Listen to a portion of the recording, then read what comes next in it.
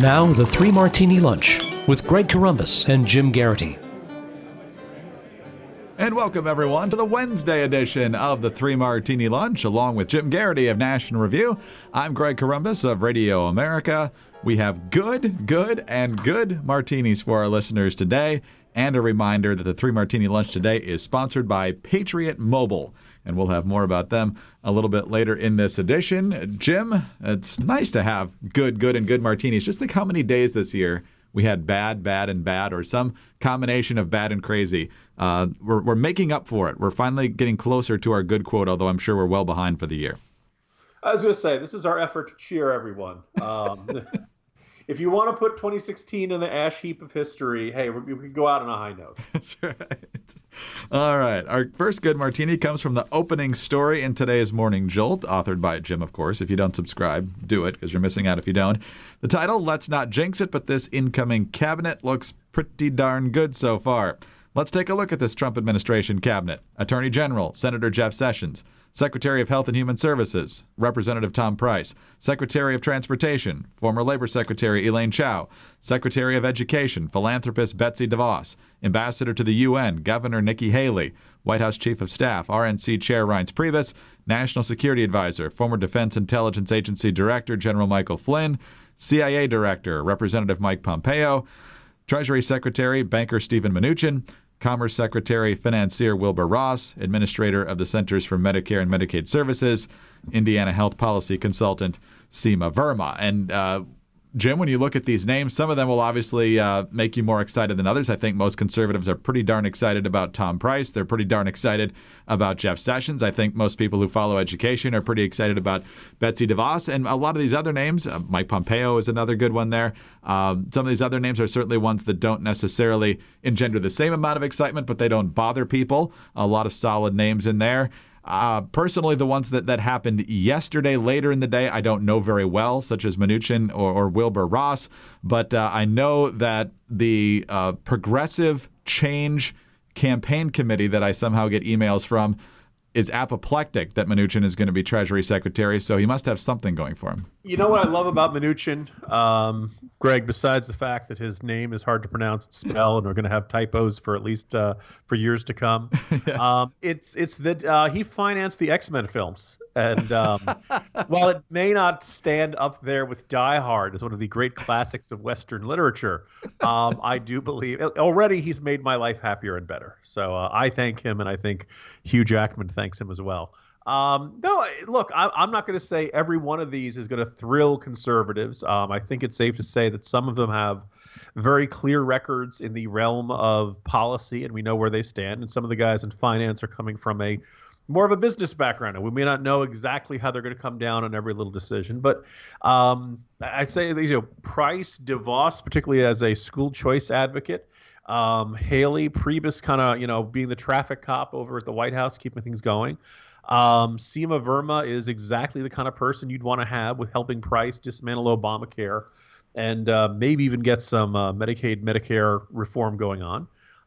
This is a pretty conservative cabinet. And so I know some people are reacting strongly. The Trump fans are thrilled that I'm applauding the cabinet. The Never Trump crowd thinks I've now completely sold out and gone nuts and assimilated into the collective. I would also note, Greg, we've got, some really good folks who are, in the mix and going to Trump Tower and might be in there. The Mitt Romneys, David Petraeus's, Rick Perry's, General Mattis. Some of these folks are the folks you'd expect to find in almost any other Republican president's cabinet. I mean, these are, well-known, well-liked, respected conservative figures. We talked about Petraeus and his various issues yesterday. But so I'm looking at this and thinking this is, look, considering the kind of people who were around the Trump campaign throughout most of the year and the kind of people who you saw speaking at the convention, this is really a much better than most conservatives had any right to hope for most of the year. And if they can enact conservative policy changes, people are saying that this is very much a Mike Pence influenced cabinet. And for those of us who think of ourselves as traditional conservatives and who were wary or many other words in reaction to Donald Trump, this is a really good development. And my other sneaking suspicion to come out of this, and I could be completely wrong, But kind of to foreshadow our next martini, Trump talked about flag burning yesterday, and the world went apoplectic. I mean, they just flipped out, and no one talked about putting somebody like Seema Verma to administrate the Centers for Medicare and Medicaid Services, because that stuff is dry and boring and involves numbers, and you have to actually know policy details and things like that. And so people kind of the political world will naturally gravitate to whatever is most dramatic. And it's almost like Trump knows that his Twitter feed is what he can do to feed the media some sort of giant, loud, noisy, red hot, political fight, and the wonks can actually get stuff done. They actually won't be in the spotlight. That there won't be these giant political fights because the political world will be focused on, there goes Trump again denouncing Hamilton, or up there he's fuming about what he saw on Morning Joe or something like that. And something that seemed silly and inappropriate and kind of beneath the office of the presidency by Trump might actually serve a very useful purpose to be sort of a lightning rod for criticism, letting the rest of the folks do their jobs and get things done. And look, if that's the case, it's going to be a golden era for conservative policy, which is not something I expected to say. This is really optimistic, I note, Greg, and maybe somebody's going to say, man, Jim is just popping the Prozac like he never has before. But look, I so far these are good appointments. Now, presuming President Trump allows these guys to do what they want to do and set the details and follows them, we could see, things could really be looking up from the conservative perspective in a way we really would not have imagined for much of the year. Yeah, a few different thoughts jumping into my mind here. First of all, I think Trump has understood as well as anyone the media's insane penchant for chasing squirrels. They're so easily distracted by other news that he actually potentially can get a lot done. And you're right, one of the biggest concerns about Trump, among many, many other concerns during the campaign, was this guy's not conservative. And even as his message got more conservative in the general election, you just wondered, does this guy actually mean it? Is he just trying to get the base? Is it all trying to win the election? And when we get to the point of actual governing, will any of this actually materialize? We still have to see. But as you mentioned, with a lot of these picks, it seems like a lot of this appears to be sincere. Two other points. The Deputy Commerce Secretary is Todd Ricketts, co-owner of the Chicago Cubs. So if you're looking to win, folks, stick with the Cubs, I guess. And yesterday, as if we haven't ragged on the media enough already today, Jim, I'm sure you saw this on Twitter, where the pool, of course, is hanging out in Trump Tower, seeing who's coming in and out of the elevators. And at one point, one of these young reporters tweeted, Kellyanne Conway walking through towards the elevators with unknown other person. Turned out to be Dan Quayle. That's how poor our media is. He's older than he was in 1993 when he left office, but you can still pick out Dan Quayle. At least you should be able to. I was about to say, I'm pretty sure I've seen him since then. And yes, he was always kind of baby-faced for being vice president. And I'm sure he has aged a bit in recent years. But yeah, this is why we shouldn't trust millennials, Greg. I'm sorry. This is living up to the stereotype. And you're like, who's that old dude? And yes, he used to be vice president. And believe it or not, kid, back in my day, he was a controversial figure. Now we look at this, Greg, and we suddenly realize, you realize Murphy Brown would have been like a 15-minute brouhaha on Twitter. Oh yeah, absolutely. And Potato, nobody would. Story would have passed in a day. That reminds me, there's another millennial reporter sometime during the campaign who somebody mentioned Whitewater and they had no idea what it was. Not even the foggiest clue. I mean, it is a fairly complicated story, but the idea that you don't know what Whitewater has anything to do with shows that you need to learn something other than how to write a story when you go to college. Crack a book, kiddo. All right. End of the Get Off Our Lawn segment here on the 3 Martini Lunch. And on to the second good martini, and Jim alluded to it in the first martini. Yesterday, and I'm still not sure exactly why, although perhaps it's happened in a number of these post-election protests, Donald Trump tweets out, nobody should be allowed to burn the American flag. If they do, there must be consequences. Perhaps loss of citizenship or a year in jail. Well, that was enough to send just about everybody flying on right and left, civil libertarians, people who hate flag burning, say, well, you can't really take away their citizenship. You don't have that power, that sort of thing. But here's the amazing part. This is courtesy of Business Insider. A small group of hard left activists burned foot-long U.S. flags outside the Trump International Hotel in New York on Tuesday in an angry response to a tweet by President-elect Donald Trump that flag burners should face legal consequences. Social media was itself ablaze on Tuesday in response to Trump's tweet, which suggested that burning the U.S. flag should be punishable by a year in jail or revocation of citizenship. Tuesday's protest in New York involves 7 members of the Revolutionary Communist Party, a group that is not affiliated with the Communist Party of the United States and whose members participated in flag burning at the Republican National Convention in Cleveland in July. So, Jim, just as we mentioned a moment ago at how proficient Donald Trump is at getting the media to chase a whole bunch of stories that don't matter much when it comes to actual policy and governing, he's also extremely effective at getting the insane fringe left to look insane and totally fringe by getting them to try to defy something he says in a simple tweet. I'd written this yesterday and said, come on, they're not going to be dumb enough to take the bait like this.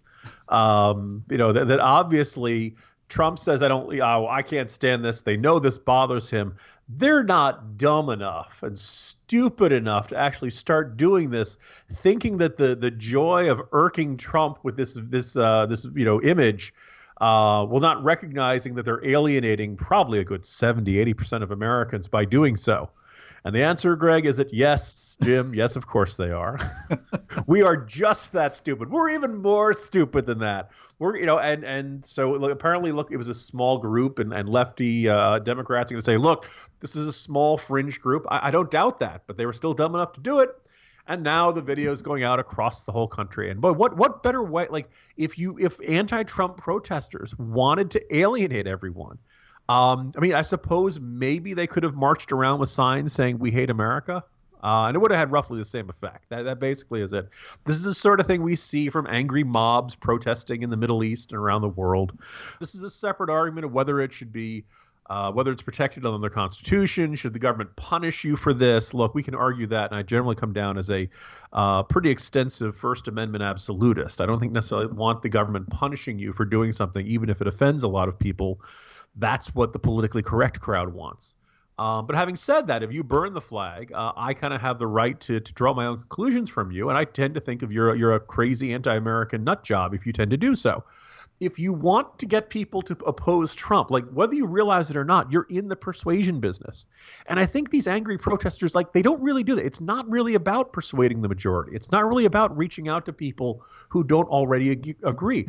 It's really an exercise in sort of this narcissism, in this moral preening to themselves, not to anybody else. It's very interesting. Like they don't realize how alienating and off-putting their tactics and rhetoric and style and philosophy is.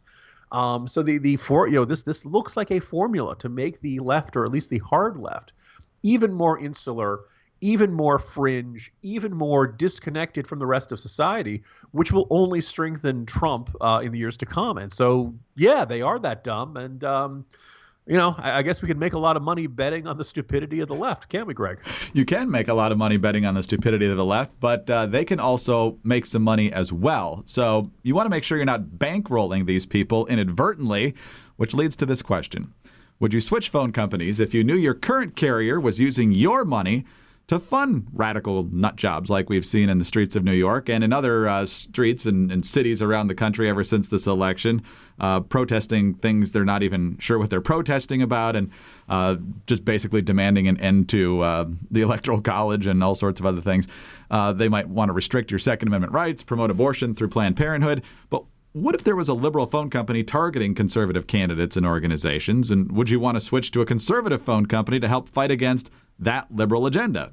Do you know if your current phone carrier is using your money to undermine what you believe in? Patriot Mobile is our sponsor today, and they've decided to take action. Patriot Mobile offers nationwide talk and text and high-speed data at competitive prices and donates up to 5% of your monthly bill to the conservative organization of your choice. You get the same quality service, the latest and greatest devices like the Apple 6 and Galaxy S7, for example. That's the non-explosive kind. And competitive prices and center-right causes that you believe in. Finally, a mobile phone company that believes what you believe. Patriot Mobile is America's only conservative phone company, the only one. It was created to fight for conservative causes and defend conservative candidates. So don't let the liberals and their phone company defeat our conservative leaders. Stand with Patriot Mobile and give voice to your conservative values with every single call, text, and status update.